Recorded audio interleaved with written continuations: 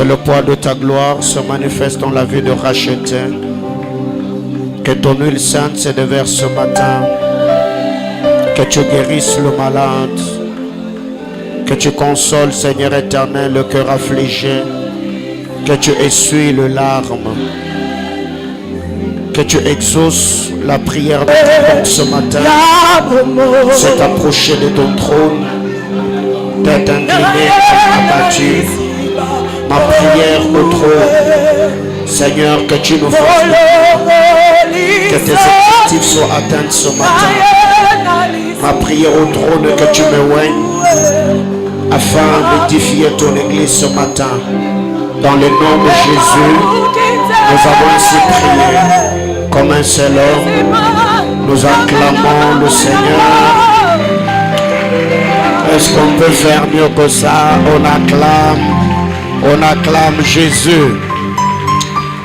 Est-ce que l'on peut acclamer fortement le ressuscité? Alléluia. Que le Seigneur nous bénisse abondamment. Je nous prie de reprendre nos places. Alléluia. Je vous salue au nom de Jésus. Aidez-moi également à saluer votre voisin, saluer la merveilleuse personne qui est à vos côtés. C'est une grâce, un privilège. Oh là là, quel culte ce matin. Amen, amen. Vraiment, le culte que nous avons ces derniers temps, c'est ce qu'on appelle culte d'adoration et de célébration. Alléluia. La chorale, vous étiez vraiment tout en feu ce matin. Que Dieu vous bénisse abondamment. Très bien habillé, belle prestation. Vraiment, c'est glorieux. Envie même de créer une journée de louange. Hein? On vient comme ça, on danse, on célèbre le Seigneur. On est vraiment content. On sent que sur le plan artistique, spirituel, le répertoire que vous avez ces derniers temps, ça nous bénit énormément. Alléluia. Alors, je nous prie d'ouvrir nos Bibles. Je suis vraiment en train de me battre avec le temps ce matin. Genèse, chapitre 25. Nous avons déjà lu ces textes. Nous allons lire à partir du verset 29 au 34e verset. Genèse, chapitre 25, du verset 29 au verset 34. Merci d'honorer la parole de Dieu. Merci. Genèse 25, 29 à 34. Vous y êtes? On peut lire ensemble 1, 2, 3, go. Comme Jacob faisait cuire un potage, Ésaü revint de champ, accablé de fatigue, et Ésaü dit à Jacob, laisse-moi, je te prie, manger de ce roux-là, car je suis fatigué. C'est pour cela qu'on a donné à Ésaü les noms d'Édom. Jacob dit, vends-moi aujourd'hui ton droit d'aînesse. Ésaü répondit, voici, je m'en vais mourir. À quoi me sert ce droit d'aînesse? Et Jacob dit, jure-le-moi d'abord. Il le lui jura, et il vendit son droit d'aînesse à Jacob. Alors Jacob donna à Ésaü du pain et du potage de lentilles. Il mangea et but, puis il s'éleva et s'en alla. C'est ainsi qu'Ésaü méprisa le droit d'aînesse. Parole du Seigneur. Je nous prie de reprendre nos places. Que Dieu nous bénisse. Alors, nous savons que c'est le 3e dimanche du mois. Cela sous-entend que nous sommes dans notre semaine des entrepreneurs. Donc, le Seigneur bénisse abondamment les internautes, tous les bien-aimés. Vous qui avez l'habitude de nous suivre sur Facebook, sur YouTube, et vous qui nous suivez sur TikTok, que la grâce de notre Seigneur Jésus-Christ vous soit multipliée. Alors déjà, j'ai pris ce texte parce que nous l'avons déjà lu. C'est un texte qui englobe beaucoup de vérités spirituelles, parlant de la prééminence, la loi de l'honneur, le respect aux choses sacrées. Alors déjà cette semaine, aujourd'hui, je vais introduire ou nous fixer sur les choses que nous allons partager ensemble cette semaine par la grâce du Seigneur. Car nous savons très bien que sur la terre des hommes, nous sommes là, chacun a une mission précise et particulière qu'il a reçue du Seigneur. Et pour accomplir cette dernière, nous avons besoin de la grâce, on a besoin de la faveur, on a besoin de l'onction de Dieu, on a besoin de la manifestation glorieuse de la puissance du Seigneur. Alors de prime abord, retenons que sur la terre, je l'avais déjà dit, la vie est le rendez-vous du donner et du recevoir. Donc sur terre, nous sommes exposés à ce rendez-vous, le rendez-vous du donner et du recevoir. Ce qui fait que, nous l'avons dit récemment, que la vie est faite de transactions. La vie est faite d'échanges, d'une manière ou d'une autre. Et cela se fait dans plusieurs couches de la société ou de la vie. La vie est le rendez-vous du donner et du recevoir. D'ailleurs, pour ceux qui travaillent, bien sûr, tu ne peux pas recevoir un salaire si tu n'as pas rendu service. Il y a une transaction qui se fait, il y a un échange. Toi, tu rends service, eh ben, on te donne le salaire. Même l'exaucement, c'est une transaction. Tu pries le Seigneur, tu exposes tes problèmes à Dieu, tu adores le Seigneur, tu intercèdes, tu envoies tes problèmes, et le Seigneur à son tour, il va exaucer la prière. La maternité est un rendez-vous du donner et du recevoir. Donc il y a beaucoup de choses, si on les comprend dans ce sens, ça va nous permettre d'avoir une vie au palier supérieur ou au standard élevé. La vie est le rendez-vous du donner et du recevoir. La vie est faite du pouvoir d'achat et le pouvoir de vente, ou encore le pouvoir de vente et le pouvoir d'achat. Nous ne sommes pas seulement exposés au rendez-vous du donner et du recevoir, mais nous sommes également exposés au pouvoir de vente et au pouvoir d'achat. Ce qui fait que même quand vous lisez la parole du Seigneur dans les livres d'Apocalypse, quand on nous parle de ces chiffres 666, la Bible déclare que personne ne pouvait ni vendre ni acheter s'il n'avait pas la marque de la bête. Donc nous sommes exposés au pouvoir de vente et le pouvoir d'achat. Ceux qui vendent ont la marchandise, ceux qui achètent ont besoin de la marchandise. Autrement dit, pour que quelqu'un te donne ce produit, eh ben, tu dois lui donner le billet de banque. C'est une forme de transaction, c'est une forme d'échange. Troisième vérité, nous devons également retenir que la vente et l'achat, ces choses se font sur base de besoins. Donc nous achetons ou nous vendons parce qu'il y a un besoin. Ce qui fait que très généralement, il y a des personnes qui font certaines choses parce qu'il y a le besoin qui se fait ressentir. Si on approvisionne nos maisons, nous changeons nos garde-robes, nous embellissons nos maisons, nous faisons tout ce que nous faisons pour notre bien-être, c'est parce qu'il y a un besoin. Alors vous devez savoir que même le Seigneur, quand il s'est donné sur le bois de la croix, eh bien parce qu'il y avait un besoin. C'était le salut de l'humanité. Dieu devait racheter le peuple qui avait été compromis par le frère Adam, bien sûr, dans le jardin d'Éden. Nous connaissons l'histoire. Donc cette vie, la vente et l'achat s'est fait en fonction de besoins. Ce qui fait qu'aujourd'hui, si tu n'as pas besoin d'une maison, tu ne vas pas l'acheter. Et tu ne peux pas acheter une maison si tu n'as pas le moyen. Il y a beaucoup de choses qui entrent en jeu. Une autre chose, le prix de l'achat ou de la vente est fonction de la quantité, de la qualité, pas d'abord de la quantité. La vente ou l'achat, tout tourne autour de la qualité, pas d'abord de la quantité. Ce qui fait que si vous allez au centre-ville, je prends un exemple, un morcellement de 10 sur 15 peut avoir le prix d'une concession. Peut-être là on est en train, je ne sais pas, Golf 6 ou Golf 7. Alléluia. C'est qu'un morcellement au centre-ville, pour acheter une portion de terre, 10 sur 15, ça peut te donner même un terrain de 30 sur 60 ou encore 60 sur 100. Ce n'est pas la quantité qui compte dans les transactions, mais c'est la qualité. Même en termes de prière, ce n'est pas les heures que nous passons, mais c'est la qualité de la prière que nous faisons qui déterminera notre exaucement. Quelqu'un comprend de quoi je parle? Alors, dans cette vie, Dieu en créant l'homme Le Seigneur a créé l'homme pour que l'homme émerge, pour que l'homme prospère, pour que l'homme s'étende, pour que l'homme s'épanouisse.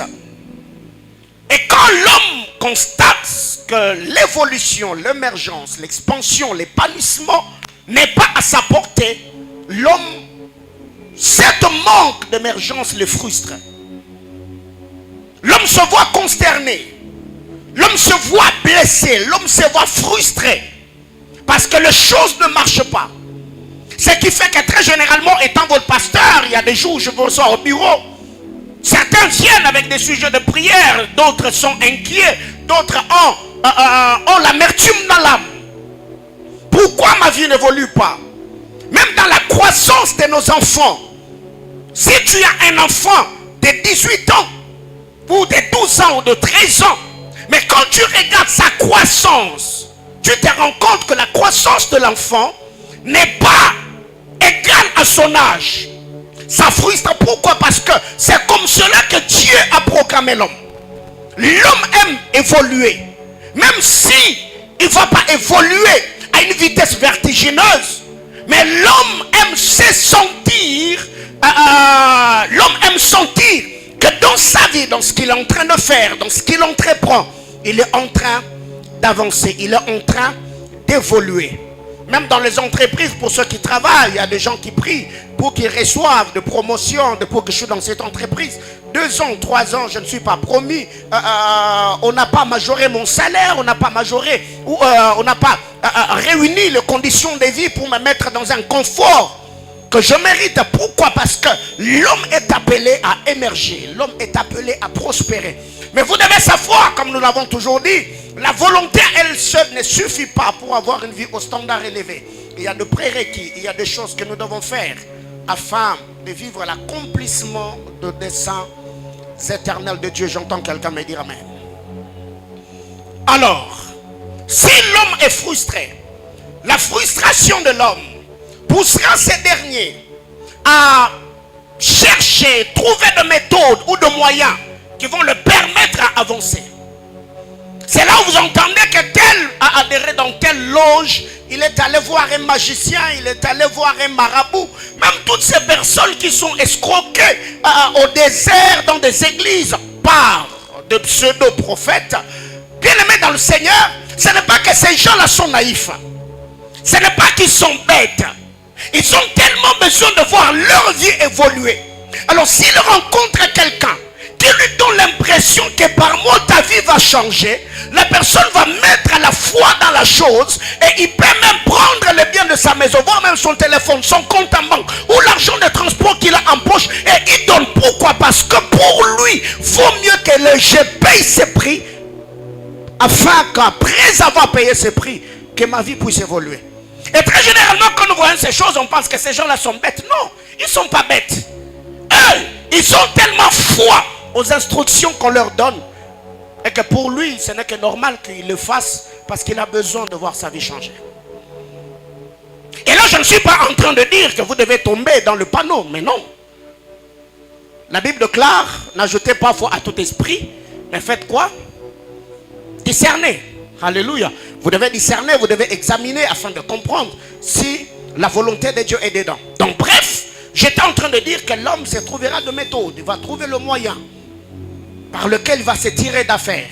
Et c'est là que plusieurs personnes tombent dans le panneau. Ils tombent entre les mains des escrocs, des manipulateurs. D'autres même adhèrent dans des loges occultes. Pourquoi? Parce que l'homme veut voir sa vie évoluer.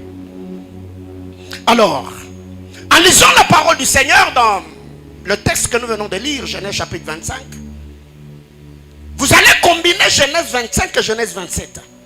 Parce qu'il y a de vérité dans ces 2 chapitres, ou dans ces 2 portions d'écriture. C'est autour de cela que nous allons nous entretenir. On va prier. On passe à autre chose, comme vous avez vu les documents de l'autre côté. Et nous allons clôturer les cultes ce matin.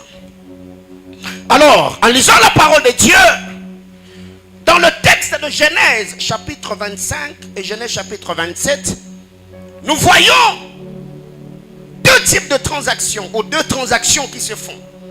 Premièrement, nous voyons un ayant droit qui vend ce droit. De 2, nous voyons celui sur qui reposait la bénédiction de Dieu, selon la promesse que le Seigneur avait faite à la sœur Rebecca en disant que le plus jeune assujettira le plus grand. Mais nous voyons aussi celui-là s'est régné devant son père. Donc Ésaü a vendu le droit d'aînesse dans Genèse 25. Jacob à son tour s'est régné devant Isaac dans Genèse 27. Or, celui qui vend le droit d'aînesse se rabaisse. Et celui qui se réunit désoriente sa destinée. Parce que nous l'avons dit la semaine, quand Jacob a dit à Ésaü, à Isaac, qui n'était pas Jacob, qu'il était Ésaü, au fait, là il y a également une transaction qui s'est faite. Au lieu qu'il reste avec l'identité de Jacob, il a hérité de la vie d'Ésaü devant son père. On va le voir dans la suite du temps. Mais retenons au moins que c'est lui qui vend le droit de naissance, s'est rabaissé. Et c'est lui, de l'autre côté, qui a renié son identité, a désorienté. Mais moi je crois, ça c'est mon humble avis, je crois que dans cette histoire, c'est Rebecca qui n'a pas bien joué sa partition. C'est Rebecca qui nous a mis dans ce dilemme ou dans cette confusion. Parce que quand le Seigneur est apparu à Rebecca, on savait qu'elle avait un problème de maternité. Elle est allée consulter Dieu. Donc, premièrement, Isaac a invoqué le Seigneur. Il a imploré la grâce de Dieu pour Rebecca, sa femme. Dieu l'a exaucé. Rebecca est devenue enceinte. Mais comme il y avait une lutte dans son sein, elle est allée consulter Dieu. Et c'est là que le Seigneur dira que tu as des nations dans ton sein. Le plus petit assujettira le plus grand. Alors la question que je me suis posée quand il a reçu cette révélation, est-ce qu'elle avait partagé avec son mari? Parce que si Rebecca avait parlé avec Isaac, je crois que Isaac allait se comporter conformément à ce que le Seigneur avait donné comme instruction. Mais arrivé dans Genèse 27, vous allez vous rendre compte que Isaac n'était pas informé de la révélation ou la prophétie que Rebecca avait reçue venant du Seigneur. Parce que s'il le savait, je ne pense pas que lui dans son coin, il allait appeler son fils aîné en lui disant on va chasser le gibier. Et Rebecca de l'autre côté, elle n'allait pas non plus appeler son fils Jacob. Et il y a eu ce problème. Alors prêtez-moi votre attention, cher ami. C'est lui qui a vendu le droit de naissance, s'est rabaissé. Mais c'est lui aussi qui s'est régné, a perdu son identité. Jacob n'était plus Jacob. Il a pris la vie d'Ésaü et cela l'a poursuivi chez son oncle Laban. Dieu avait dit, n'est-ce pas, que c'est les cadets ou les plus jeunes qui allaient assujettir les plus grands. La promesse était là, mais le problème avec Jacob n'a pas respecté le protocole. Jacob n'a pas respecté le protocole. Parce que ici, quand Isaac s'entretient avec Ésaü, Isaac a dit ceci: prends tes armes, va dans le champ, chasse-moi le gibier, fais-moi le mets comme j'aime, pour que mon âme te bénisse. C'était une condition sine qua non. Chasser le gibier. Isaac n'a pas dit à Ésaü, prends-moi le chevreau. Non. Isaac avait besoin de manger le gibier de Dieu, pas le chevreau qui lui appartenait déjà, parce que le chevreau était déjà à lui. Il voulait manger ce qui était à Dieu. Mais qu'est-ce qui arrive? Jacob, lui, dans sa manière de faire, comme il n'a pas respecté le protocole, au lieu de donner le gibier à son père, il a pris le chevreau qui appartenait à Isaac. Alors Isaac n'avait pas besoin de manger ce qui était à lui. Il avait besoin de manger le gibier de l'Éternel. Mais il y a aussi une chose ici, c'est que le sang de l'animal qu'Isaac devait manger devait d'abord couler dans le champ avant d'être exposé à Isaac dans la maison. C'est qu'il devait, Esaü devait tuer la bête dans le champ, verser le sang de l'animal dans le champ avant d'amener l'animal dans la maison. Mais Jacob, quant à lui, il a versé le sang de la bête dans la maison d'Isaac. Il n'a pas respecté le protocole. Une autre chose, c'est lui qui devait hériter ou recevoir la bénédiction, devait transpirer pour être béni. 1. Prends tes armes. 2. Va dans les champs. Ça veut dire tu vas entrer dans la course avec le gibier. Trouve la stratégie pour tuer le gibier. C'est que pour recevoir les paroles de grâce, transpire. Verse ton sueur. Répands. Verse, répands. Bref, tu dois suer, tu dois transpirer pour que mon âme te bénisse. Mais de l'autre côté, ces protocoles, Jacob ne l'a pas non plus respecté. Sa mère l'appelle et dit va derrière la maison. Est-ce que c'est ce que Isaac a dit? Non. Va derrière la maison. Prends-moi le gibier. Et ce n'est même pas Jacob qui a préparé. C'est sa mère qui a préparé. Ça, ou ce principe, Jacob ne l'a pas non plus respecté. 3. C'est lui qui devait être béni, devait préparer pour son père et pas être aidé par sa mère. Vous verrez que Jacob ici, il est allé à l'encontre de tout ce que Isaac avait donné comme condition. Ce qui fait que Isaac a donné des conditions pour bénir. Esaü a rempli toutes les conditions qu'Isaac avait demandées. Et comme Jacob n'avait pas respecté le protocole, Jacob n'a pas reçu la bénédiction. La promesse était là. Mais il y avait des protocoles. Il y avait des principes à respecter. Le problème avec Jacob, au-delà de ces choses que je venais de dire, Jacob est un homme qui a une mémoire courte. La mémoire de Jacob est courte. Pourquoi je dis cela? Jacob a oublié qu'entre lui et Esaü, la bénédiction ne se reçoit qu'après la lutte.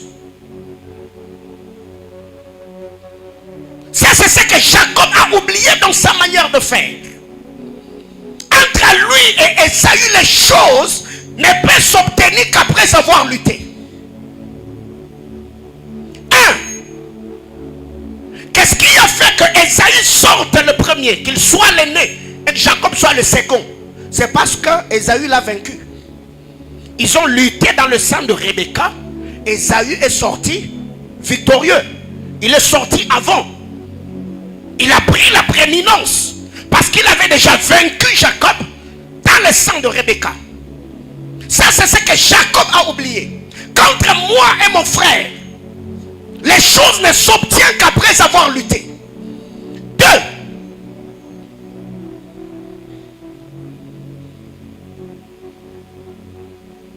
C'est lui qui devait recevoir la bénédiction, devait lutter avec le gibier et devait le vaincre. Parce que vous devez savoir que le chevreau, cet animal était docile. Ce n'était pas l'animal de compagnie, oui. Mais ça se trouvait à la maison. C'était dans l'enclos. Quelqu'un peut seulement entrer, tu tiens le chevreau dans sa faiblesse, tu l'amènes dehors, tu égorges. Mais quant au gibier, tu dois entrer dans une course. Tu dois courir courir, tu dois utiliser ton cerveau. Mettre de pièges, utiliser tes armes pour vaincre le gibier. C'est que ça aussi, Jacob l'avait oublié. Que mon père n'a pas demandé le chevreau, mon père a demandé le gibier. Donc, pour attraper le gibier, il faut le vaincre. 3.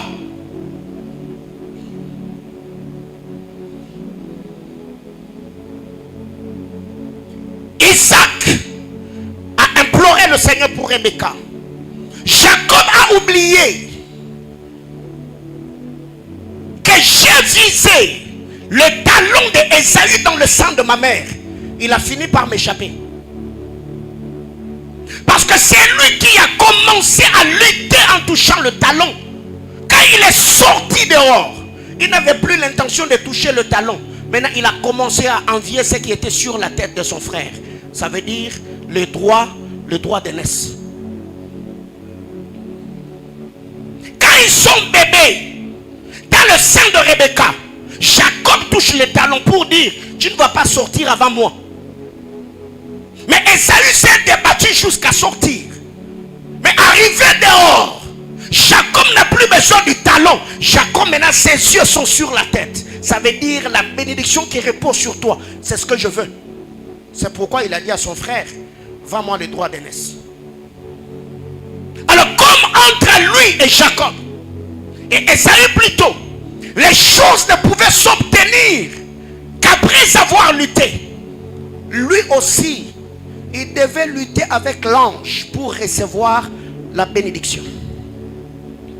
Parce que c'est le principe et la loi qui est attachée à leur vie. Tu ne peux pas recevoir des choses dans la facilité, non. Tout tourner autour des luttes. Son frère a beaucoup lutté dans sa vie. Ésaü était un bagarreur. Ésaü était un homme de champ. D'ailleurs, la Bible déclare, il devait un habile chasseur. Alors que Jacob était un homme tranquille qui aimait rester dans les tentes. Des gens qui veulent devenir grands, mais dans la facilité. Alors que les autres sont sur le terrain en train de se battre, ils réfléchissent, ils cherchent des relations de gauche à droite. Il a commencé faiblement et il devient un grand entrepreneur. Il devient un grand homme dans la société. Les autres sont là seulement avec les gros mots. Beaucoup de gentillesse. Il reste dans les tentes, mais lui veut gagner sa vie par la ruse. J'arrive. Pour que lui reçoive la bénédiction et récupère son identité, il devait lutter. Il a menti à son frère. Il a pris son droit d'aînesse. Il a usurpé, il a surplanté. Et lui aussi, comme il a récupéré l'identité d'Ésaü devant Isaac, l'identité d'Ésaü l'a poursuivi dans la maison de Laban. Il a travaillé 7 ans pour Rachel, on lui donne Léa.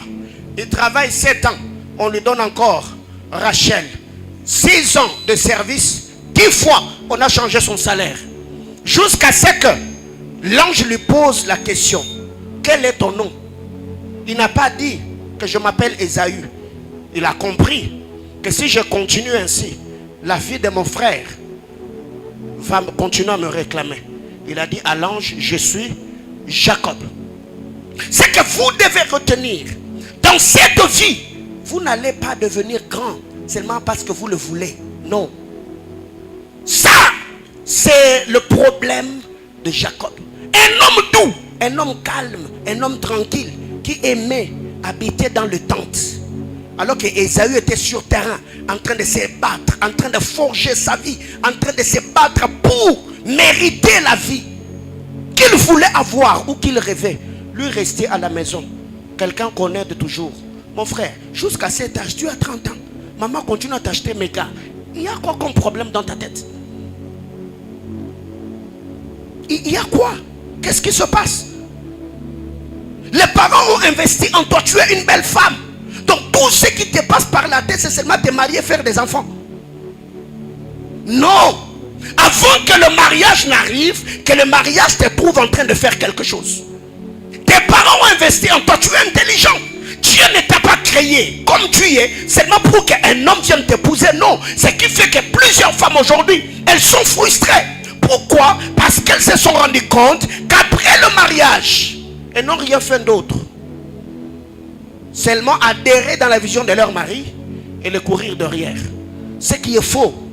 Chers frères, si vous voulez que vos épouses ou les gens avec qui vous passerez le restant de vos vies soient épanouis, aidez ces femmes à réaliser leurs rêves. C'est pourquoi même dans le fiançailles là déjà, il faut poser des questions. Quels sont tes rêves? Quelles sont tes aspirations? Qu'est-ce que tu sais faire aisément? Comme ça, dans le mariage, tu vas rappeler à la personne, non, non, avant qu'on se marie, tu me disais que tu avais tel et tel autre rêve. Je vais t'accompagner dans cela. Ce qui fera qu'elle sera épanouie en faisant ce qu'elle aime. Tu seras épanoui en faisant ce que tu veux. Sinon, toi tu seras en train de percer, l'autre sera derrière toi et ça va la frustrer. Ce qui nous renvoie à dire que nous faisons ces choses parce que nous avons grandi avec ces principes. Derrière chaque grand homme se cache une grande femme. Ça veut dire la femme doit toujours être dans l'ombre de ce qui est faux et archi faux. Il y a des femmes frustrées parce qu'elles ne se retrouvent pas. C'est ça le problème avec Ésaü, avec Jacob. Pour qu'il reçoive la bénédiction, il a fallu que lui à son tour puisse lutter. Là, Rebecca n'est pas là pour t'aider. Chez Laban, Laban a le sang, le même sang que Rebecca, mais ils n'ont pas le même cœur, ils n'ont pas le même Dieu, ils n'ont pas la même alliance. Aujourd'hui, jusqu'à cet âge, c'est papa, c'est maman qui fait pour toi. Et pose-toi la question, les jours où maman ne sera plus, si aujourd'hui le Seigneur s'est décidé autrement, et que papa n'est plus, maman n'est plus, tu feras quoi pour vivre? Ce qui fait que tu vois quelqu'un à 40 ans, quand vous lui posez la question, comment tu vas? Oh non, non, je vais bien. Mais pourquoi tu n'as pas réussi? Oh, je suis orphelin. Papa, orphelin de 40 ans. Attends toi-même. Qu'est-ce qui se passe? Quelqu'un comprend de quoi je parle? Alors, qu'est-ce que nous devons retenir? Ce que tu fouilles aujourd'hui, tôt ou tard, ça te rattrapera. Jacob fouillait toujours certaines choses. C'était quelqu'un qui aimait toujours vivre dans l'ombre. La ruse, un homme tranquille. Ces jours-là, devant l'ange, Jacob a fait sortir les guerriers qui étaient en lui. Il n'a pas dit à l'ange, alors je te laisse, tu peux partir. Il a dit non, non, non, non, non, non, non. Moi et toi, on a lutté toute la nuit. Et à la levée de l'aurore, tu me dis de te laisser. Non, non, non, non, non, non. Tu restes ici. Si tu ne me bénis pas, je ne te laisserai pas partir. Et vous verrez que quand Jacob a rencontré Ésaü, il lui a présenté le présent. Ésaü a refusé, il a dit, je n'ai qu'à faire de ce que tu me donnes. Parce que Dieu m'a béni en toutes choses. Pourquoi? Le Seigneur est derrière le principe. Ésaü avait rempli le principe et les conditions données par Isaac. La ruse et la méchanceté de Rebecca et de Jacob l'ont favorisé. Comme déjà lui était un homme profane, il n'avait pas le respect pour les choses sacrées. Alors que Jacob s'est tenu devant Ésaü et Isaac, il était au fait en train de le représenter. Isaac libère le parole. Et le parole n'a pas atteint Jacob. Les paroles ont atteint, sont tombés sur Ésaü. Et quand Ésaü rencontre, c'est lui que Isaac avait dit, je n'ai pas de parole parce que j'ai tout donné à ton frère. C'est lui qui a dit à Jacob, l'Éternel m'a béni en toutes choses. Il y a des gens comme ça. Il est fort seulement dans la prière. Il peut s'asseoir chez lui à la maison et créer tout un scénario pour venir te faire sortir de l'argent. C'est une histoire montée de toutes pièces. Mais le cerveau que tu utilises là pour escroquer les gens, mais tu peux réfléchir pour créer une activité. Il y a des gens aujourd'hui, surtout chez nous au Congo, ici en Afrique, moi je me dis, mais ces gens sont des génies. Mais vous sentez qu'ils ont une intelligence obscurcie. Aide-moi à dire à ton voisin, ce que tu fais aujourd'hui, tu rattraperas demain. Alors, rapidement, il y a 3 types d'hommes sur terre. La liste est exhaustive, mais ce matin, je vais parler des 3 types d'hommes. Et l'on va prier le Seigneur. Ce que nous devons retenir comme un autre à béni, c'est que tous ceux qui sont élevés en dignité, leur esprit est guidé par les esprits. Consciemment ou inconsciemment. Tous ceux, je dis bien, tous ceux qui sont élevés en dignité, leur esprit est guidé par les esprits. Toute autorité élevée en dignité, son esprit est conduit ou guidé par des esprits. Pourquoi il est guidé par des esprits? Pour accomplir des desseins et des volontés. Parce que nous devons savoir que dans ce monde, nous n'avons que 2 royaumes. Si c'est le Seigneur qui t'élève, l'Esprit de Dieu, les êtres du royaume vont te guider pour accomplir les volontés et les desseins de Dieu.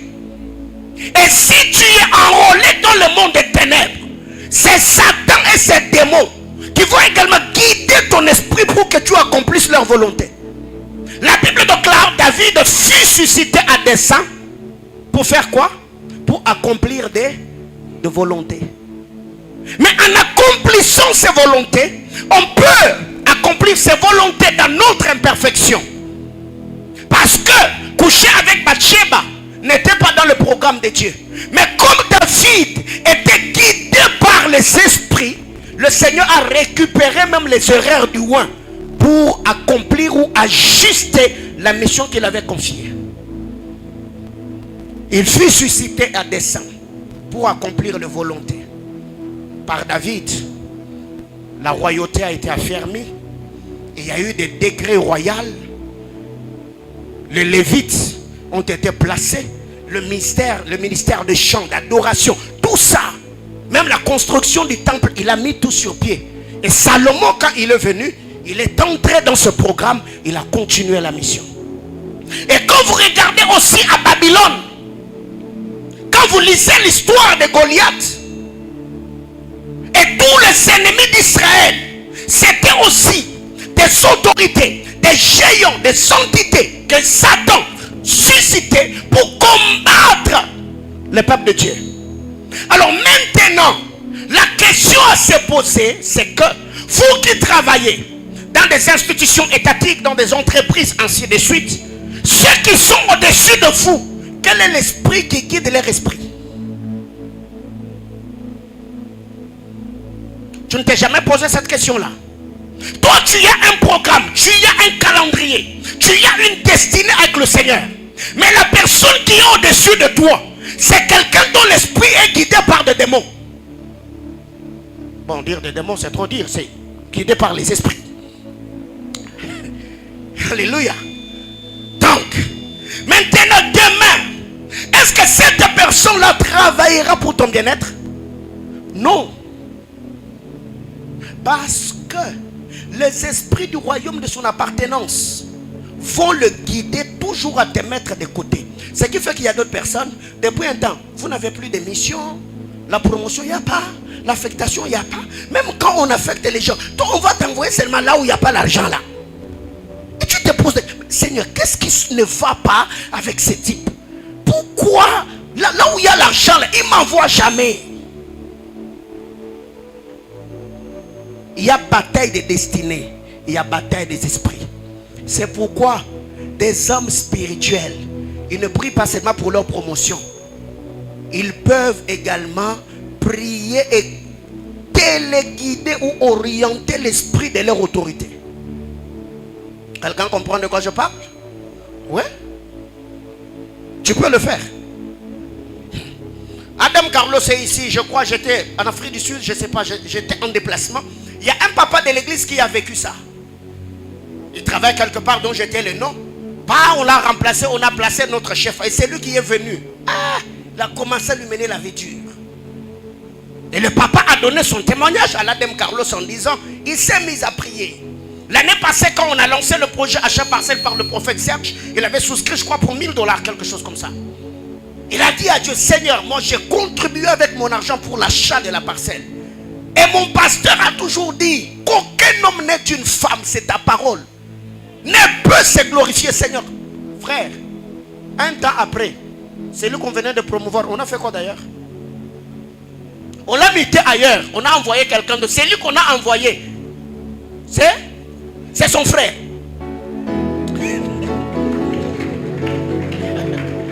Alléluia. Bien, mais on a déjà fait ce genre de prière dans cette église. Il y a des gens ici qui peuvent témoigner. Quelqu'un vient comme ça, au bureau, et il y a mon chef. Je dis, il est tombé vraiment dans un mauvais pool. Parce que moi, je dis à Dieu, c'est lui qui va troubler la paix de mes enfants, sera troublé par mon Dieu.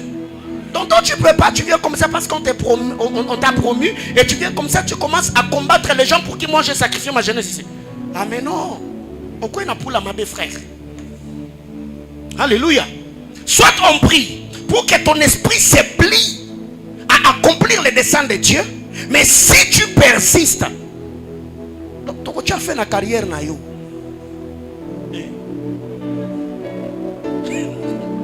Frère, vous devez savoir que dans le programme de Dieu, l'homme est un pion. On peut le positionner et on peut désorienter. Il faut se mettre un esprit supérieur pour apprendre à comment bouger les destinées des gens. Oh, les amis. Mais dans la Bible, il y a beaucoup de choses dans la Bible, n'est-ce pas? Selon les hommes, Pierre était qui? Pêcheur de poissons. Quand il a rencontré Jésus, Jésus a pris la main surnaturelle. Il a bougé, il a désorienté la vie de... Il a dit désormais, moi je ne veux pas de ton pêcheur de poissons, tu deviens pêcheur d'hommes. Quelqu'un comprend de quoi je parle? Donc il y a des gens comme ça à qui Dieu a confié une certaine autorité, un mandat. Dès que tu les rencontres, quand tu regardes ta vie tiers, tu te dis, ma vie est attachée à cet homme. Tous ceux qui sont élevés en dignité, c'est pourquoi la mission de l'église, c'est aussi de prier pour les autorités. Même le frère Paul nous exhorte. Il dit prier pour ceux qui sont élevés en dignité, pour que leur cœur et leur esprit fléchissent et travaillent dans l'accomplissement des desseins de Dieu. Mais qu'est-ce qui arrive?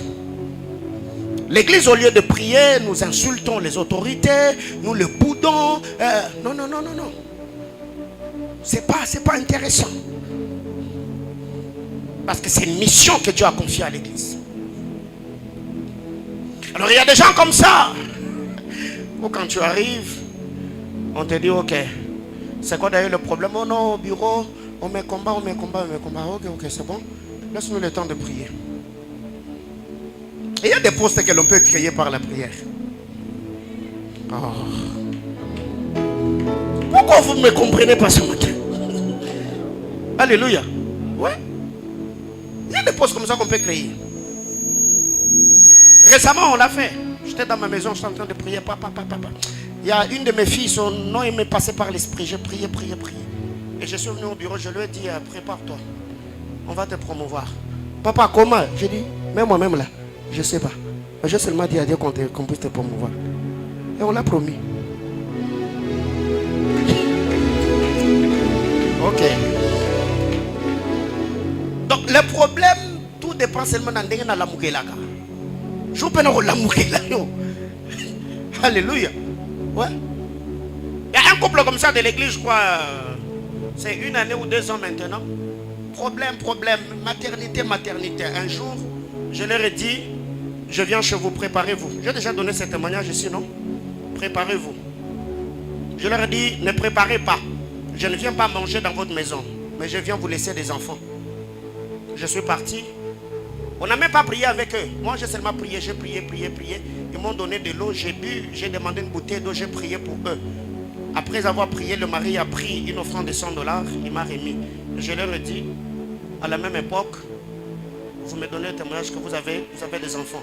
Et aujourd'hui, ils ont des enfants. Maman Noëlla est là. Elle est là derrière. Donc les choses que nous vous disons ici, ce n'est pas de miracles que l'on fabrique pour que ça fasse beau dans la prédication. Non, c'est le vécu. Je leur ai dit, je viens dans votre maison, vous laissez des enfants. Et comme on parle des transactions spirituelles ce matin, je suis venu te laisser aussi quelque chose. Alors, je suis en train de parler de 3 types de personnes, n'est-ce pas? 1, nous avons des Laban. Laban. Laban, nous les connaissons, c'est le père de Rachel, c'est le père de Léa, c'est l'oncle direct de Jacob. Ou encore le patron de Jacob. Parce qu'il avait engagé son neveu. Genèse 31, vous pouvez lire l'histoire. Jacob est arrivé, vous savez ce qui s'est passé. Il y a eu tout ce qu'il y a eu. Je ne vais pas vraiment tourner autour de cela. Mais quand vous lisez Genèse 31, verset 41, Jacob parle à son oncle. Il lui dit, je suis venu dans ta maison. J'ai fait 20 ans dans ta maison. J'ai travaillé 14 ans pour tes 2 filles. 7 ans, je travaillais pour Rachel. Tu m'as menti en me donnant Léa.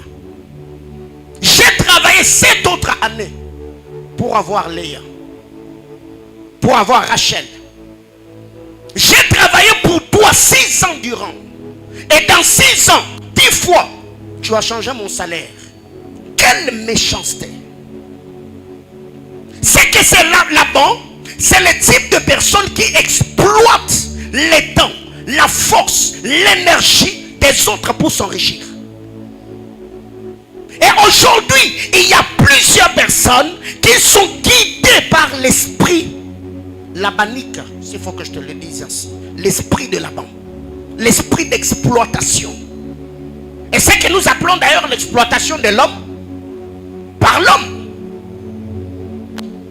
Bien-aimés frères, Jacob n'était pas seulement un employé de Laban, non. Jacob était le neveu direct de Laban. Parce que Rachel était la petite sœur de Laban. Si déjà quelqu'un qui était un oncle peut traiter son neveu comme cela, à combien plus forte raison? Pas qu'on a seulement embauché pour rendre service. Il y a des gens jusqu'aujourd'hui. Il a même atteint un niveau de se dire, vaut mieux d'ailleurs que je sois chômeur que de rester ici en train de travailler parce que je ne vois pas ce que je fais avec l'argent. Il y a des gens qui sont utilisés, exploités dans le monde spirituel. Même le salaire qu'on te donne, quand tu regardes, tu ne fais rien. Parce que là où tu travailles, il y a une loi. Il y a des entités, il y a des hôtels qui réclament la vie de tous ceux qui travaillent là-bas. Là-bas, c'est le type de personnes qui exploitent les autres pour s'enrichir. Combien de nos frères meurent à l'Est alors que nos richesses enrichissent les autres? Combien de gens meurent en Afrique alors que les richesses des fils et de filles africains est en train d'enrichir des gens sous d'autres cieux? Ça, c'est l'esprit labanique. Tu peux être au pied de quelqu'un année après année. Lui, il est en train de prospérer. Il achète des maisons, il voyage, l'entreprise l'ouvre ça et là. Mais quand tu regardes ta vie, tu te dis, mais cet homme, qu'est-ce qui se passe? Pourquoi je ne peux pas avoir certains privilèges où ma vie ne peut pas être améliorée? L'exploitation. Mais le problème avec l'esprit de Laban, la richesse de Laban est soutenue par ses hôtels. La richesse de Laban est soutenue par ses dieux. Parce que Laban n'est pas seulement un entrepreneur. Laban est un prêtre. Laban avait des téraphimes dans sa maison. Il avait un lieu de culte dans sa maison. Et les serviteurs de Laban n'avaient pas accès au lieu de culte. Frère,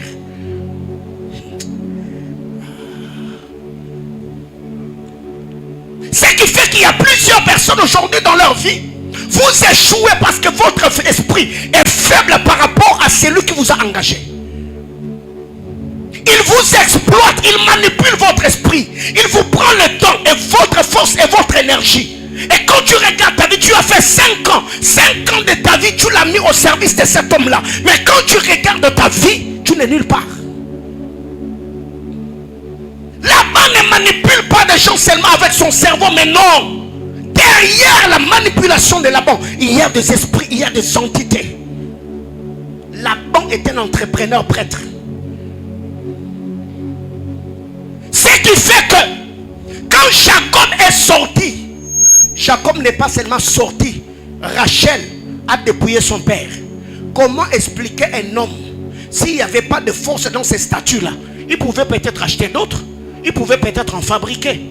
Mais la Bible déclare 3 jours de marche. Il a mis de côté ses affaires. Il a poursuivi Jacob. Il ne poursuivait pas Jacob parce que Jacob était parti. Il a poursuivi Jacob à cause de ses théraphim. C'est que Laban a compris. Si ce gars est parti avec mes dieux, c'est que mes entreprises vont tomber en faillite. Bien-aimés frères, ne priez pas seulement pour avoir des postes, mais élevez vos esprits à telle enseigne que celui qui sera placé au-dessus de toi ne puisse pas utiliser de ton temps, de ton énergie, de ton savoir-faire pour son propre. Non, non, non, non, non, non. Ça, je l'ai dit à Dieu ce matin. Si dans ces cultes, il y a mes fils et mes filles qui sont exploités là où ils travaillent, que le Dieu de toute grâce puisse changer les dons ce matin et que Dieu vous propulse et que vous place là où vous devez jouir de votre travail. Et cela se fera au nom de Jésus. Alors quelqu'un me dit, bon là pasteur, vous parlez de ceux qui sont employés.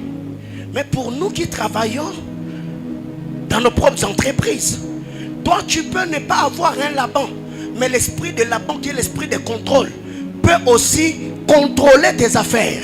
Ou tu travailles sur une terre qui te donne l'impression qu'ici tu ne vas pas prospérer. Tu vas beaucoup travailler. Et il y a aussi des esprits de Laban qui ne sont pas dans un homme, mais des esprits atmosphériques. Les esprits qui contrôlent l'atmosphère, les esprits qui contrôlent les climats, les esprits qui contrôlent les institutions. Il y a des hommes qui ont vieilli aujourd'hui, professeurs, enseignants d'ailleurs dans notre nation ici. Il a commencé à enseigner 30 ans de carrière d'enseignement. Il n'a même pas un terrain à Kilobé-Lobé.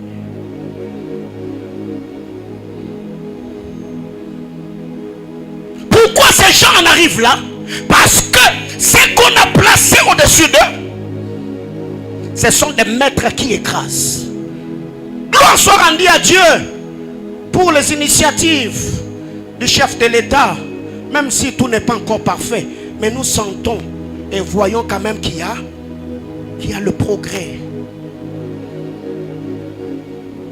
C'est que la richesse de Laban est soutenue par son lieu de culte. Frères, dans vos maisons, ayez des lieux de culte. Vous êtes sacrificateurs. Même si tu dors au salon, tu peux faire du coin de votre parcelle. Même si là où vous... Toi tu te dis, ici c'est mon sanctuaire. Donc même à 4h, 5h, 7h, tu prends ta Bible, tu es à ces coins-là à genoux. Aïe, aïe, aïe, aïe, aïe. Quand je lis la parole de Dieu, je me dis, Seigneur, combien d'hommes se sont enrichis seulement à cause de la compréhension du monde spirituel. Si tu t'attaques à Laban, ça attaquer son lieu de culte, tu n'as rien fait. Parce que la force de Laban n'est pas dans son cerveau. La force, la richesse de Laban n'est pas dans ses muscles ou encore dans les muscles de ses serviteurs.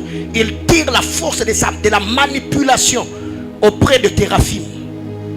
C'est là où il va faire ses cultes.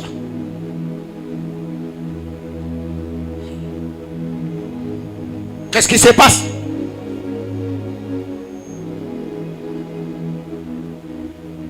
plusieurs personnes au milieu de nous. Vous travaillez dans des entreprises où vos chefs, tu es conscient que cet homme est un occultiste. Tu as déjà vu même certains signes. Tu es conscient. Mais regarde ta manière de prier. Regarde ta manière de chercher Dieu. Et toi, tu penses seulement parce que tu es intelligent que tu vas prospérer dans cette entreprise-là. Oh non, non. La vie ne va pas s'offrir, la réussite, le succès ne va pas s'offrir à toi sur un plat. Non, non, non, non, non. Il faut comprendre. Pour vaincre Laban, il y a deux choses. Un, il y a l'obéissance aux instructions. Et ici, je parle de Laban comme un individu, mais aussi de l'esprit de Laban comme un esprit qui contrôle l'atmosphère ou le climat de certains lieux. Il faut l'obéissance à l'instruction. Jacob a reçu une instruction de prendre les branches d'amandier, de peuplier et de platane, d'épeler cela et de mettre dans les auges. Ça, les soldats de Laban ne pouvaient pas résister. Parce que si les soldats de Laban devaient rendre inefficace cette instruction, les esprits devaient s'attaquer aux platanes, aux amandiers et aux peupliers. Mais aussi longtemps que les démons du prêtre Laban ont laissé ces arbres-là sur ou dans l'environnement de Jacob, Jacob ne pouvait que prospérer. Tu sais que là où tu travailles, il y a d'adversité. Quelle est l'instruction que Dieu t'a donnée? L'orientation que tu as reçue de Dieu. Qu'est-ce que Dieu t'a dit de concret? Que dois-tu faire pour prospérer dans ce que tu fais? Comment expliquer que certaines personnes, vous vendez ensemble, même article, mais tu vois quelqu'un venir, il passe chez toi, il passe chez l'autre, il va dans l'autre magasin, là, c'est là qu'il va acheter. Vous pensez que là, parce que c'est beau, parce qu'il y a la lumière? Non, c'est ce qu'on appelle la faveur. C'est qu'on peut tous aller à Dubaï, on amène la même marchandise. Toi, dans 2 semaines, tu écoules la marchandise. Ce n'est pas d'abord question de la clientèle, c'est l'esprit qui accompagne tes affaires qui te fait prospérer. Il y a combien d'églises à Lubumbashi?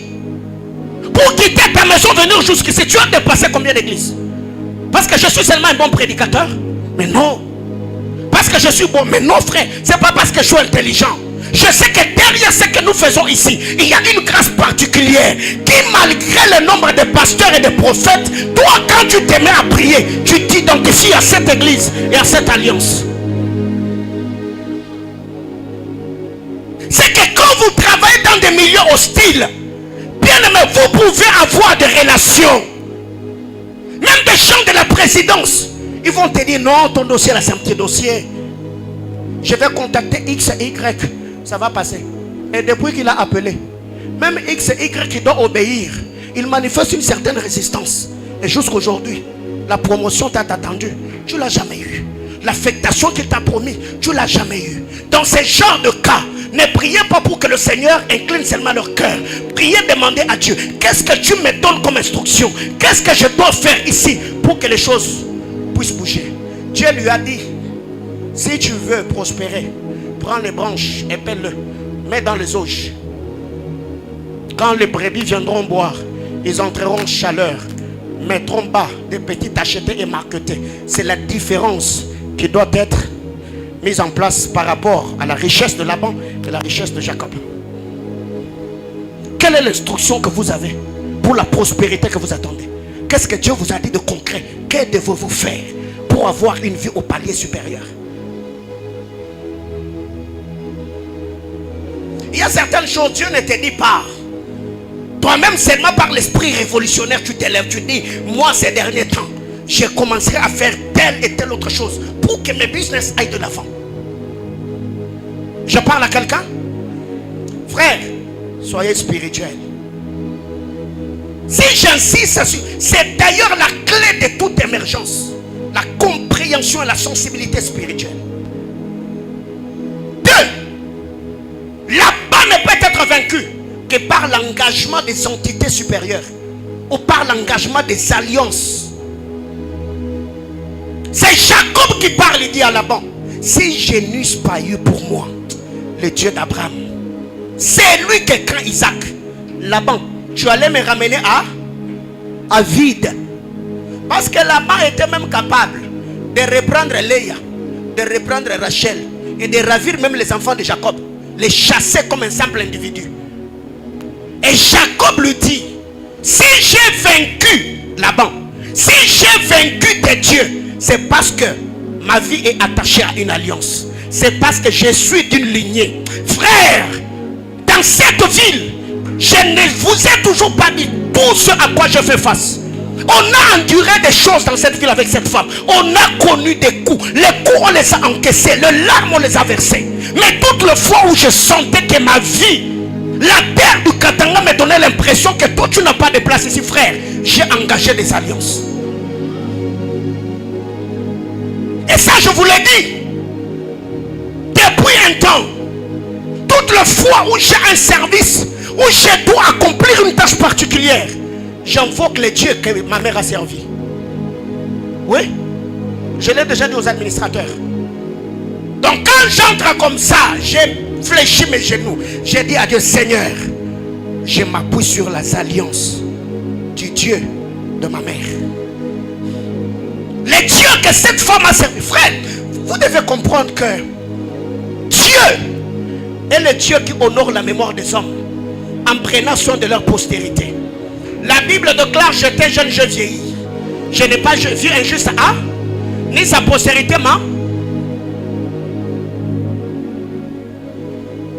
Papa Espérance Bakadi a donné cet exemple, ce témoignage. Un de ses fils vient le voir et lui dit, papa, dans mon travail, il y a mon chef qui est en train de me combattre. Et la personne s'est tellement plainte. Et l'homme de Dieu est allé prier. Oh. Dieu lui dit, il était en train de dire à Dieu, Seigneur, je prie que cet homme-là soit destitué, soit tu le remplaces. Bref, le Seigneur lui dit, tu ne peux pas le vaincre. Il se pose des questions. Je ne peux pas le vaincre. Qui il est? D'ailleurs, ce qu'on m'a dit de lui, c'est un païen. C'est quelqu'un qui ne connaît pas Dieu. Alors, un grand esprit comme moi, comment est-ce que je ne peux pas vaincre une telle personne? Dieu lui dira, ce n'est pas à cause de lui. Parce que j'ai fait une promesse à, je ne sais pas, sa grand-mère ou son arrière-grand-mère. Je l'avais dit, aucun de tes petits-fils ne souffrira. Alors, si vous voulez que ça marche, ne l'attaquez pas. Coopérez. Aux autres niveaux, hein.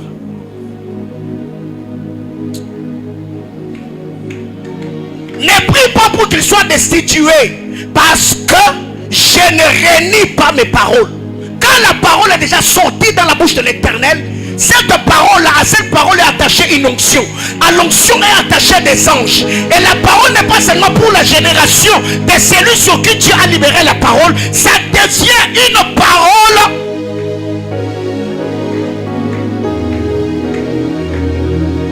Et quand je le fais avec tout le sérieux possible.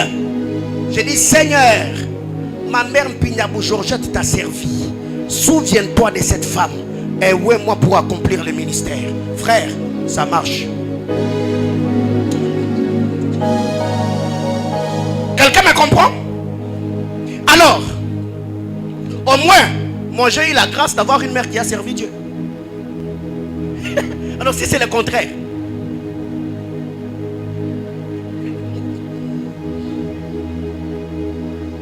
c'est que t'es foutu. C'est qu'il faut engager des alliances, frères.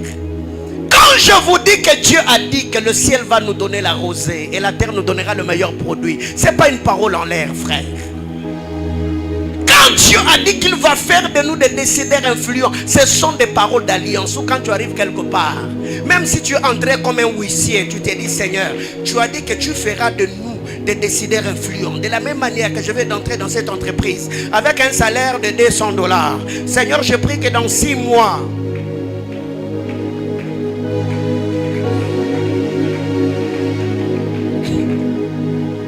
même là où tu exerces tes affaires-là, à gauche tu peux avoir des occultistes, à droite il y a un magicien. Mais parce que toi tu invoques une alliance, tu es attaché à une lignée, tu es attaché à une bête. Tu dis, Seigneur, j'engage des alliances ici.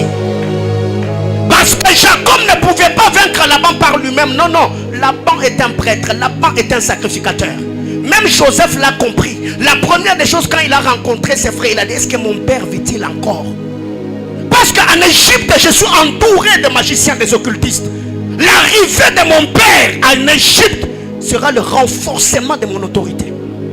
Bien-aimés frères, quand ça bloque dans vos vies, il y a des gens qui ont servi Dieu dans vos familles. La Bible déclare par la foi et la persévérance. Plusieurs ont fait quoi? Ont hérité des promesses.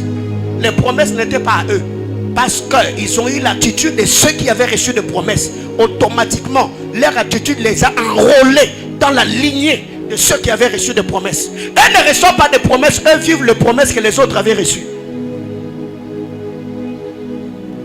Alors, si tu vois un fils souffrir comme son père, c'est qu'il est ignorant des enjeux spirituels. Mon père a souffert, il a payé le prix pour que moi je fasse quoi? Je souffre aussi. Jamais. Moi j'entre dans son alliance et je deviens bénéficiaire et participant légal et légitime aux bénédictions d'alliance. Dis à ton voisin, apprends à engager les alliances. J'ai donné cet exemple. Plusieurs personnes ici ont déjà témoigné. Papa, j'ai seulement invoqué le Dieu que vous servez. Dieu de Papa Paulin. Frère, ça c'est le problème aussi avec nous. Quand on dit Dieu d'Abraham, Dieu d'Isaac, Dieu d'Israël, là c'est bon. Quand on dit le Dieu de mon père, oh non, vous voyez l'idolâtrie. Oh frère. Donc quand c'est Dieu d'Abraham, là c'est bon. C'est pas un péché que de prier de dire Dieu de Papa Paulin, c'est pas un péché. Mais le problème est que Papa Paulin ne doit pas devenir le centre d'intérêt. Ok? Nous servons Jésus-Christ. Parce que quand je dis que Paulin Bombo est mon nom, je sais ce que ça veut dire. Quelqu'un comprend de quoi je parle? Alors là aussi, je n'ai pas dit que quand vous rentrez, vous commencez, oh Dieu de Papa Paulin. Moi, je n'ai pas dit ça. Ici, je suis en train de parler de l'alliance. L'alliance, je fais allusion aux paroles qui accompagnent cette église. Les paroles qui accompagnent cette commission. Et quand je vous ai toujours dit que Dieu a dit, aucun homme né d'une femme, à moins qu'il soit un extraterrestre. Mais si c'est quelqu'un qui est né de chair et de sang, frère, sur les rings là, ah non, le coup tu peux encaisser. Mais dis-toi que la bataille, tu vas le remporter.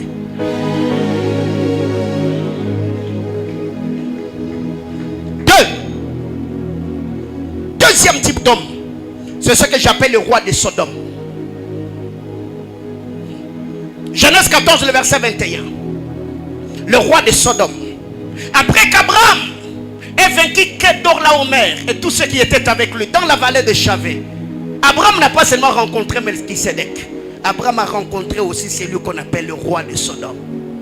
Le roi de Sodome, quand il arrive, il propose à Abraham un deal. Il dit à Abraham, prends les richesses, donne-moi les hommes. Alors c'est quoi l'esprit qui accompagne le roi de Sodome? C'est les hommes pour qui nous nous battons. Mais eux finissent toujours à s'accaparer de la gloire. Abraham, quand il a appris que Kedorlaomer a pris Lot, son neveu, en otage, il a pillé Sodome. Abraham n'est pas allé seulement libérer Lot. Abraham est parti aussi libérer et les richesses et les hommes de Sodome. Alors que lui n'était pas de là. Mais quand il rentre, Kedorlaomer lui dit, le roi de Sodome lui dit, prends les richesses, mais donne-moi les hommes. Comme ça, quand je ferai le retour dans ma nation, qu'on dise que le roi a ramené le peuple. Vous voyez? Il y a des gens comme ça dans cette entreprise-là. C'est toi le cerveau. Même le boss lui-même, il y a des choses qu'il ne comprend pas. C'est toi qui fais tout. Mais quand il faut aller signer des contrats, aller en vacances là, c'est le boss qui le fait. Roi de Sodome. Exploitation de l'homme par l'homme. C'est Abraham qui est allé livrer bataille. Il a exposé sa vie à la mort. Mais le roi de Sodome lui dit non, les richesses, tu peux prendre, mais les hommes, donne-moi les hommes, je vais rentrer avec eux. Comme ça, je serai un roi victorieux. Alors qu'il n'avait rien fait. C'est Abraham qui a tout fait. Il y a des gens comme ça. Dans votre environnement, vous vivez avec le roi de Sodome. Des gens pour qui vous avez tout fait. Mais la gloire, c'est eux qui s'accaparent de cela. Et j'ai dit à Dieu que dans les sphères spirituelles, que Dieu inverse Hein? Je disais quoi? Ouais. Qu'il y ait des shifts. Frère, c'est possible que cet homme-là, parce que c'est toi le cerveau de l'entreprise, qu'il commence à faire des missions spéciaux ou spéciales avec toi. Ouais.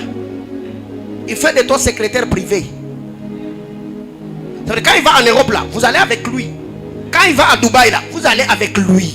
Là où il va là, tu vas avec lui parce que c'est avec ton cerveau qu'il va signer ces contrats là.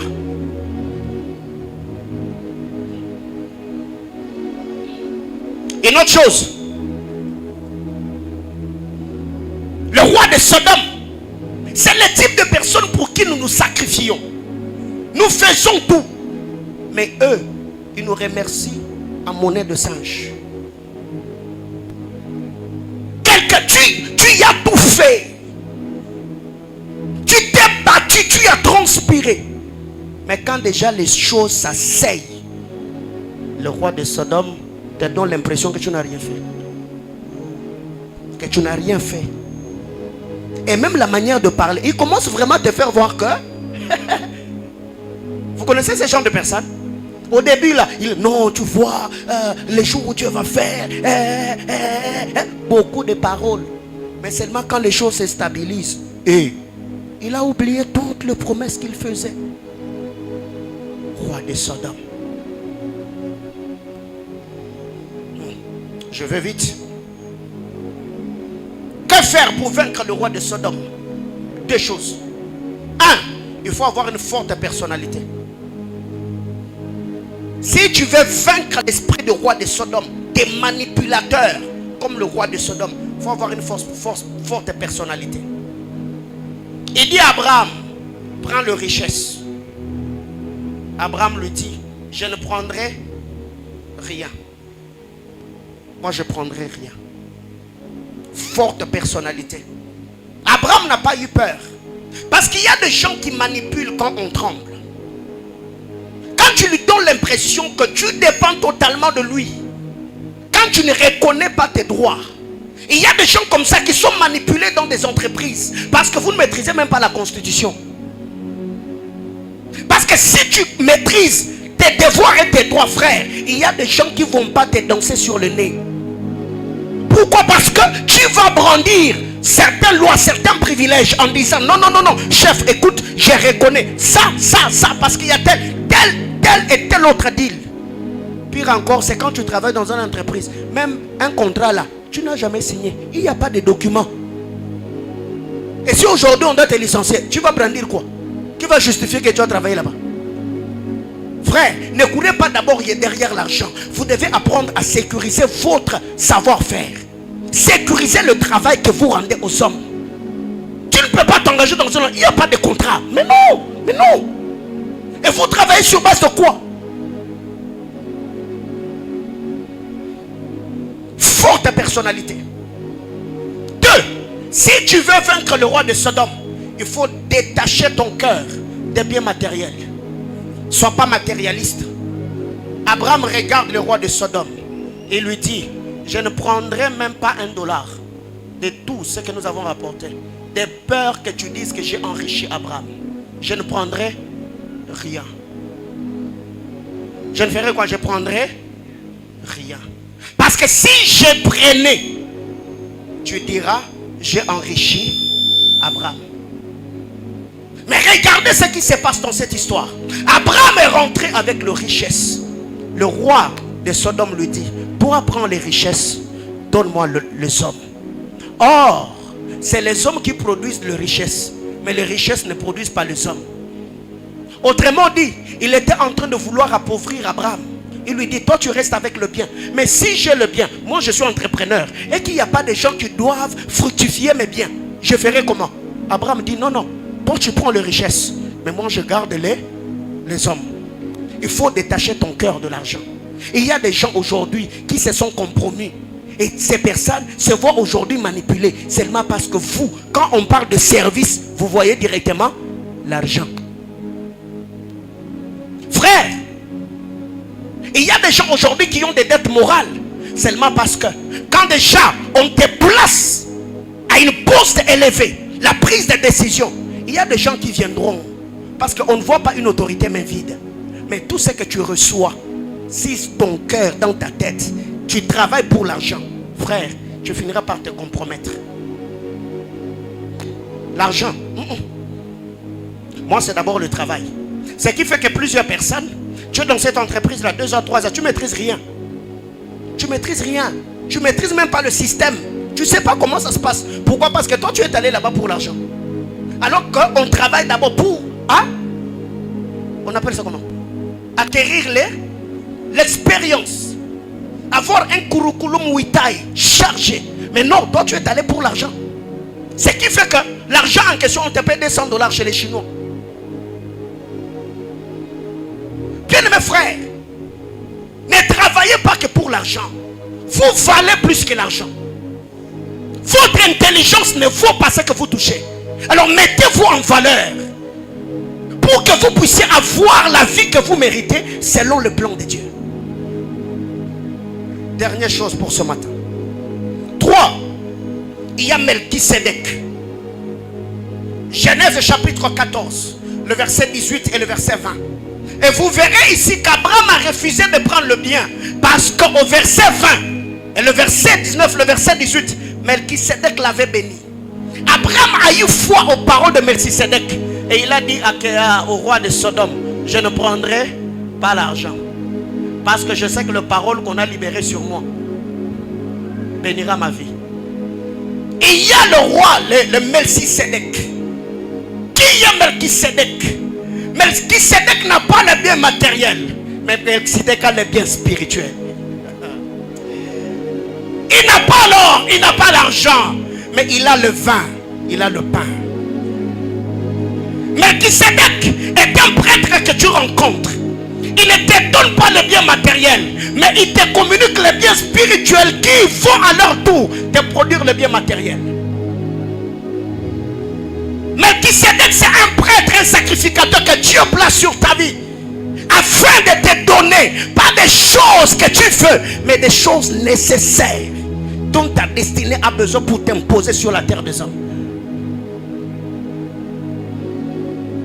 Laban a donné à Jacob Léa et Rachel. Le roi de Sodome a proposé le deal à Abraham qu'il prenne le richesse. Mais quand Melchisédek arrive, il n'a pas de femme à donner. Mais il a des bénédictions qui peuvent toucher les entrailles de femmes. Pour que ces femmes donnent des rois et des sacrificateurs. Melchisédek n'a pas l'or ni l'argent à donner. Mais il a une grâce qui peut faire de toi le père de roi. Il ne te donne pas l'argent, mais il paie de toi le père de roi. Melchisédek. Ce sont ces personnes que Dieu met sur notre chemin pour soutenir nos vies avec les paroles de grâce. Ça peut être ton pasteur, un ami, homme de Dieu avec qui vous priez chez vous à la maison. Peut-être un berger de l'église qui vous accompagne dans la prière. Melchisédek. Des hommes que Dieu introduit sur terre que pour une mission particulière. Melchisédek est apparu seulement dans cette séquence et nulle part ailleurs. Dans la vie d'Abraham, il est venu, il a béni Abraham. Et quand vous allez plus loin, on voit les 3 hommes dans Genèse 18 qui sont allés manger chez Abraham. Mais ici, quand on cite le mot ou le nom de Melchisédek, il est apparu ici une fois. Il a donné à Abraham le vin et le pain. Il a béni au nom de Dieu très haut. Melchisédek est celui qui nous donne ce qu'on ne peut pas avoir au prix d'argent. Ce que Melchisédek donne, on ne peut pas l'avoir au prix d'argent. Car le vin de Melchisédek est différent de ce vin que vous pouvez acheter chez Hyper Sarou. Le pain de Melchisédek est puissant et plus loin que le pain que vous pouvez acheter, je ne sais pas, chez la brioche. C'est que ça, ce sont des biens spirituels qui bénissent les entrailles. La bénédiction de Melchisédek ne touche pas seulement ta vie, mais ça touche également ta lignée. Abraham avait tout, mais Abraham n'avait pas d'héritier. Les vins de Melchisédek ont touché les entrailles d'Abraham. Et la sémence qui est sortie d'Abraham est allée toucher les entrailles de Sarah. Ah Seigneur.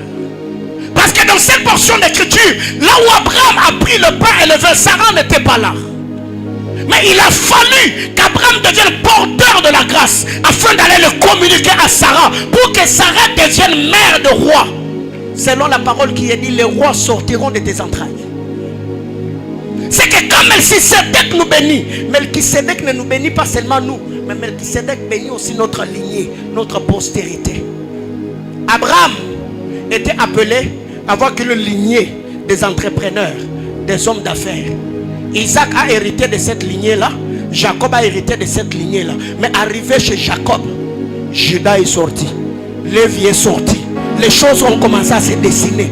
Bien-aimés frères, je suis de ceux qui croient et je l'ai dit à Dieu. Aucun homme qui sort de ma lignée ne finira sa vie dans l'occultisme. Je l'ai pris et j'ai bâti des hôtels. Même si un occultiste venait, tu entres dedans. Le Dieu que je sers ne te sortira pas seulement toi, même les enfants de tes enfants. J'ai des noms des offrandes et j'ai dit à Dieu, aucun homme qui est de ma lignée ne finira sa vie en enfer, parce que moi j'ai été établi et placé comme sacrificateur de Dieu très haut. Même quand un de tes enfants se donnera à l'alcool, il passe de nuit dans une boîte de nuit, frère, même là en train de danser Ndombolo, il entendra une voix qui lui dit, ta mère est une servante de Dieu, ton père est un serviteur de Dieu. Il sortira de cette boîte en train de verser d'abondantes larmes, et il arrivera à la maison et dit, maman, je demande pardon, priez pour moi, que ton Dieu me justifie, que ton Dieu me sauve. Je l'ai dit à Dieu, et ces paroles s'attachent à cette communauté. Et je le dis pas seulement pour ici, pour ceux qui sont ici, même ceux qui sont dans les extensions. Aucun de nos enfants ne finira dans la dette. Jamais, jamais. On n'aura pas de délinquants dans notre lignée. Jamais.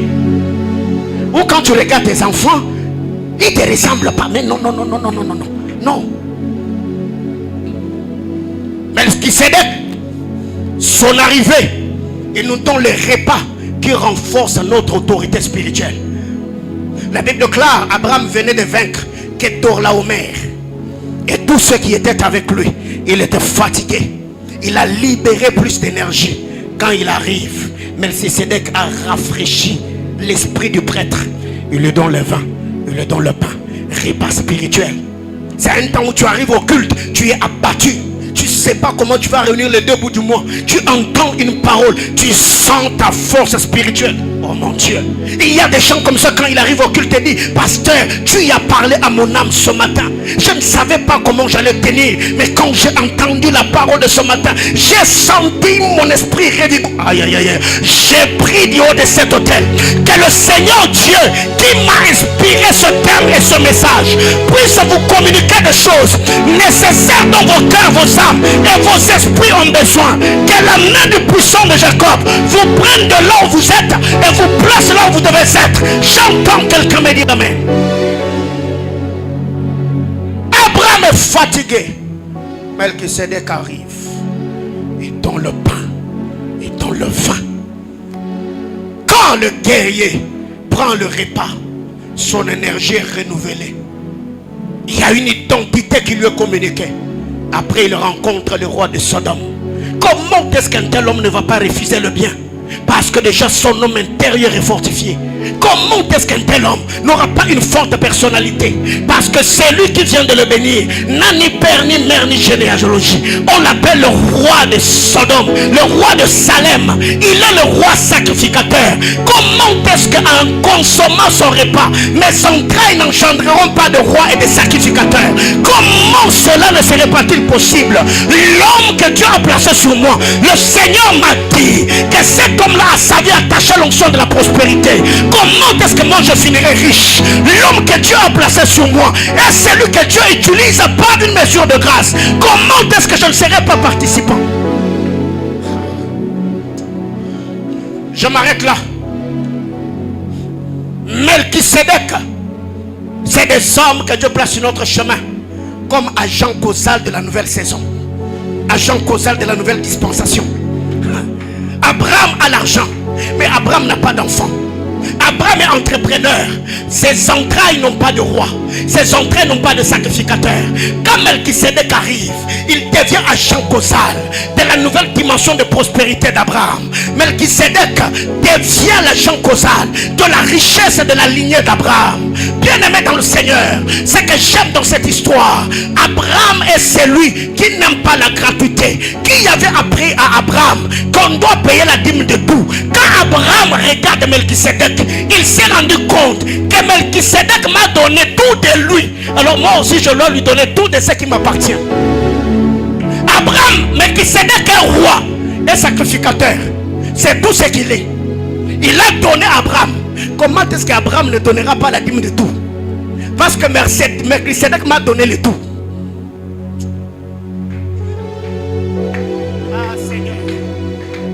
C'est que dans les transactions spirituelles, les hommes spirituels entretiennent les agents causaux de leur bénédiction. Melchisedec est venu, pas invité par Abraham. Il le rencontre. Comment Abraham a su que cet homme est un prêtre? C'est à lui que je dois donner la dîme. Quelle sensibilité prophétique avait Abraham? Melchisedec vient.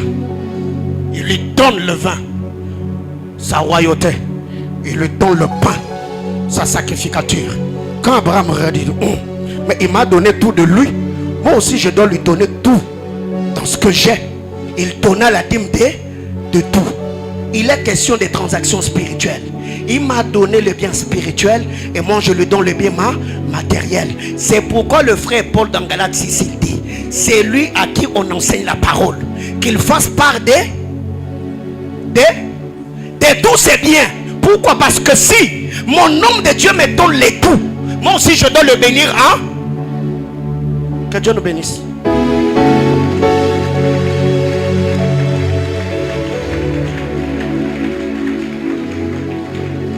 Parce que c'est une loi spirituelle, j'en parlerai la semaine.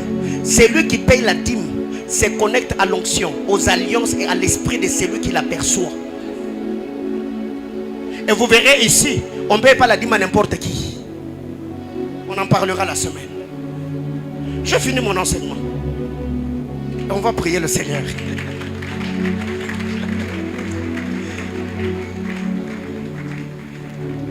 Quelqu'un m'a saisi ce matin?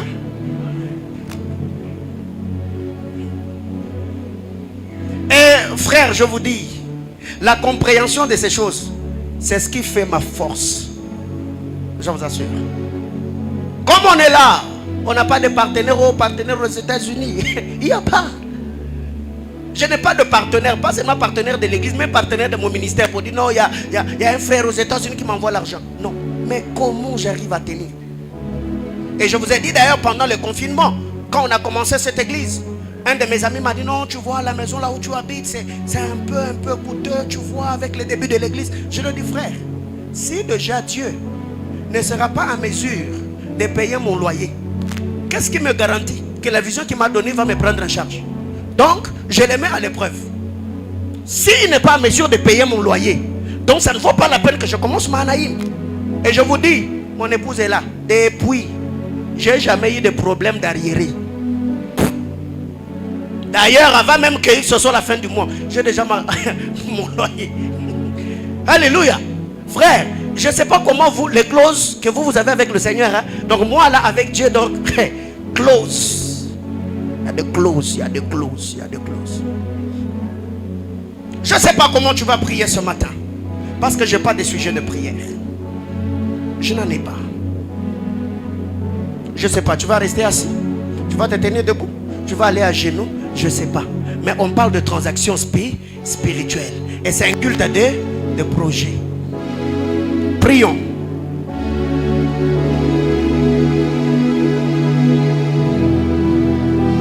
Que le Saint-Esprit t'inspire.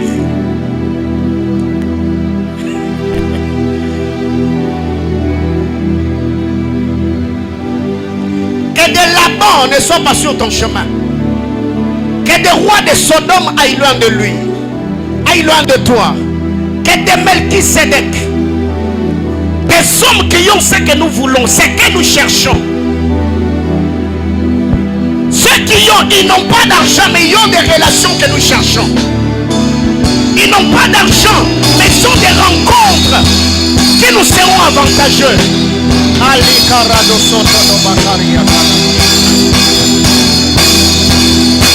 Yes, sir.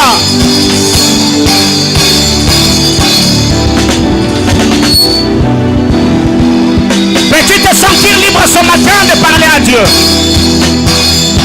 Communier avec le Seigneur dans la prière. Prie selon ce qui t'a venu dans cet enseignement. Tu es devant ton Père. Tu es devant ton Dieu. Le Seigneur nous a parlé ce matin. Est-ce que pour toi là-bas, ce sont des entités qui règnent ou contrôlent l'atmosphère, ou ce sont des hommes physiques? Réclame sur ton chemin que Dieu t'envoie de Melchisedec, des hommes qui sont porteurs de grâce et de bénédiction de la saison, des hommes qui sont porteurs de grâce et de paroles dont nous avons besoin.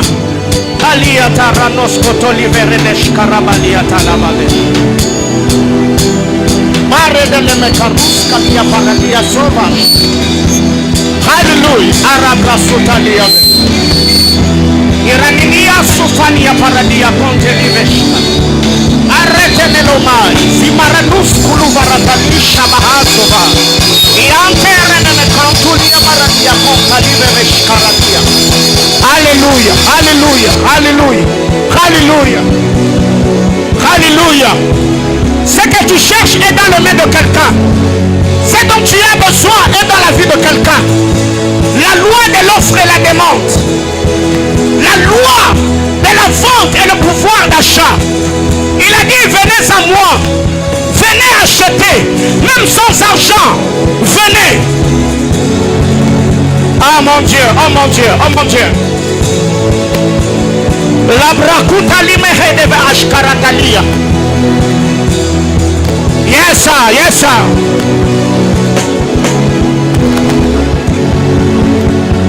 Yes Lord.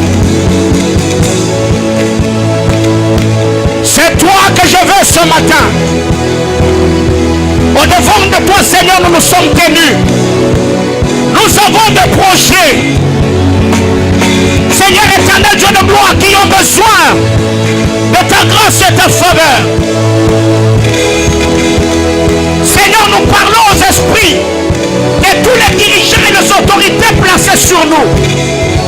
Seigneur, que leur esprit soit conduit, guidé, orienté vers l'accomplissement des desseins de Dieu dans nos vies. Seigneur, je refuse, comme je l'ai demandé ce matin dans ma prière, que mes fils et mes filles soient exploités. Je refuse, éternel, que ceux qui sont attachés à cette alliance, Seigneur éternel, Dieu de gloire, soient utilisés, manipulés par des hommes. Je prie au nom de Jésus, Seigneur, que tous les prêtres à la mort, que tous les hôtels qui bloquent les promotions, qui bloquent les affectations, qui bloquent la percée de mes enfants, je parle contre ces hôtels, je maudis ces hôtels, je brise ces alliances, je fragilise ces alliances dans le précieux nom de Jésus. Aïe, Alika Rousalivatani Adosh. Les grandes institutions sont soutenues par des lois, sont soutenues par des règles, sont soutenues par des chartes, sont soutenues par des hôtels, sont soutenues par des esprits. J'ai prié éternel pour mes fils et mes filles qui travaillent dans des institutions étatiques. Père éternel, que les hôtels qui soutiennent ces institutions ne combattent pas la vie de mes enfants. J'ai prié ce matin dans le nom de Jésus. Seigneur éternel, que l'abondance surnaturelle dont tu m'as parlé cette année, Seigneur, qu'on les vive, que la percée soit palpable, que l'émergence soit palpable. Je refuse, Dieu, que mes fils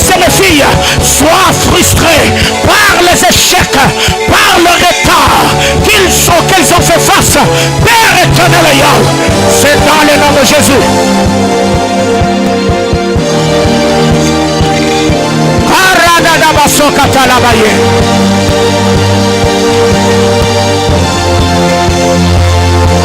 Ces messages, c'est le vécu. Ces messages, c'est le vécu. Ces messages, c'est le vécu. J'ai pris que personne ne vive son ascension en utilisant mon sueur, en utilisant ma force, en utilisant mon étoile, en utilisant mon intelligence, en utilisant et exploitant mes capacités. Je refuse que la grandeur de ça ne se bâtisse pas sur ma diminution, sur mes échecs. Je refuse. Aucun homme sur terre ne s'enrichira par mon sueur, ne s'enrichira. Plus ils seront bénis par moi, plus je serai béni par eux. Tu pries le Seigneur, tu pries pour cette entreprise-là. Il y a des contrats. Est-ce que tu en bénéficies? Cette institution-là est en train de prospérer. Est-ce que tu en bénéficies? La province de Okatanga est riche en minerais. La province de Lualaba est riche en minerais. Est-ce que tu en bénéficies? Moi, je refuse qu'il y ait des choses, des maisons qui sont bâties par mon sang, qui se bâtissent par mes prières, qui se bâtissent par mes efforts, alors que je suis locataire, alors que je souffre, alors aïe aïe aïe aïe.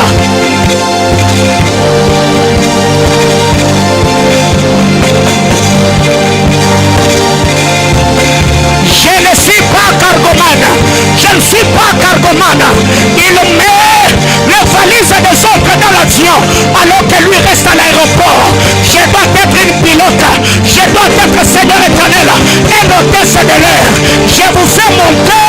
Je monte avec vous. Vous volez. Je vole avec vous. Je ne suis pas un cargomane qui travaille à l'aéroport mais ne monte jamais dans l'avion. Je ne suis pas un cargomane. Je suis un pilote. Je suis un hôtesse. Je refuse d'être la messe de Balaam. C'est lui qu'on monte quand on a besoin et c'est lui qu'on frappe quand on fait, on a d'opposition. Je refuse d'être la messe de Balaam. Je suis celui qui porte le poids mais qui reste au bas de la montagne. Éternel Dieu de gloire, je dois être l'anneau. C'est lui qui a transporté Jésus, va marcher sur le bagne et entrer à Jérusalem. Je reviens ce matin. Je vais être une pilote. Je vais être une hôtesse. Vous montez, je monte avec vous. Vous voyagez, je voyage avec vous. De la même manière que je vous donne une place dans l'avion, moi-même j'aurai aussi ma place. Ce matin, telle est ma prière élevée de mon cœur. J'ai pris au Dieu. Tu bénis mes enfants, tu me bénis aussi. Tu élèves mes enfants, tu m'élèves aussi.